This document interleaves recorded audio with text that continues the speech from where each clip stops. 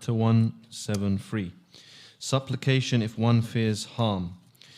Hadith 981. Abu Musa al-Ash'ari radiyallahu an reported, when the Messenger of Allah sallallahu alayhi wasallam feared mischief from a people, he would supplicate, Allahumma inna naj'aluka fi nuhurihim wa na'udhu bika min shururihim. O Allah, we ask you to face them and seek your protection against their evil. Abu Dawood and An-Nasa'i. You should know as a person that to have security against your enemies, whether by defeating them or preventing their evil to reach you, is only by the championing of Allah Azza wa Jalla, nobody else. So to get the victory and help is only by Subhanahu wa Ta'ala.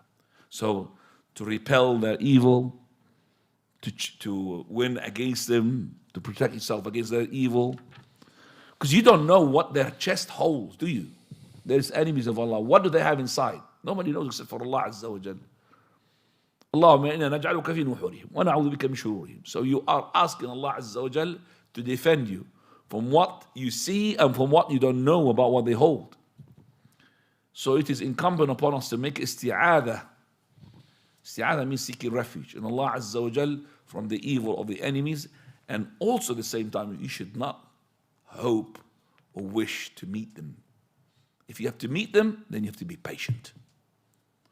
So don't meet them, don't ask, oh Lord, let me meet my enemies. No. But if you have to meet them, then be patient.